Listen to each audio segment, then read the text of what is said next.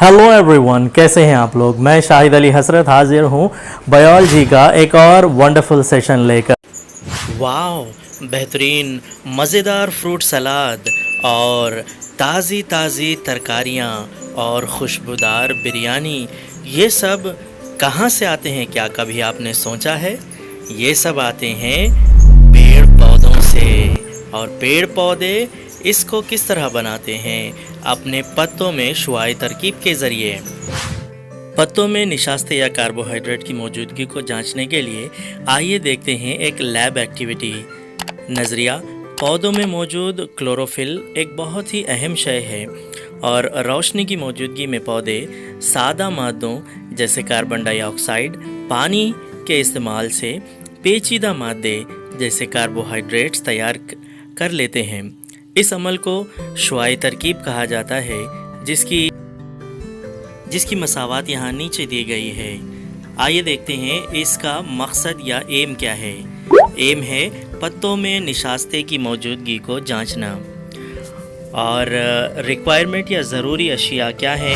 Number 1 पत्ता, number 2 इम्तिहानी नली, number 3 पानी, number 4 methylated spirit, number 5 iodine या बेटाडीन का महलूल, नंबर 6 उथल तश्तरी या पेट्री डिश, नंबर 7 बेंसन का शोला बर्नर और नंबर 8 है ट्राइपॉड स्टैंड।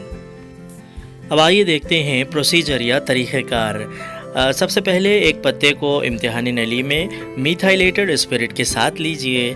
एक बीकर में पानी लेकर बेंसन के शोले के ज़रिए उसमें इम्तिहानी नली में मौजूद पत्ते को गर्म कीजिए। पानी को उस वक्त तक गर्म कीजिए जब तक कि पत्ता हल्का जर्द रंग का ना हो जाए। पत्ते के रंग में तब्दीली इस बात की दलील है कि पत्ते से अब क्लोरोफिल निकल गया है। अब फिर एक ब्रश की मदद से पत्ते को पेट्री डिश में मुंतकिल कीजिए। उस पर चंद कतरे आयोडीन का महलूल डालिए। अब फिर बात करते हैं ऑब्ज़र्वेशन की। ऑब्ज़र्वेशन में आप देखेंगे कि आयोडीन के चंद कतरे डालने पर पत्ते का रंग अरवानी या सियाह हो जाएगा।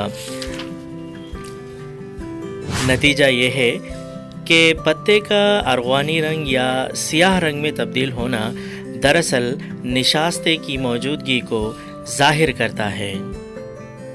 एहतियाती तदाबीर ये हैं, चूँकि मिथाइलेटेड स्पिरिट बहुत जल्द आग पकड़ता है, लिहाजा उसे इस्तेमाल करते वक्त बहुत मोहतात रहना होगा।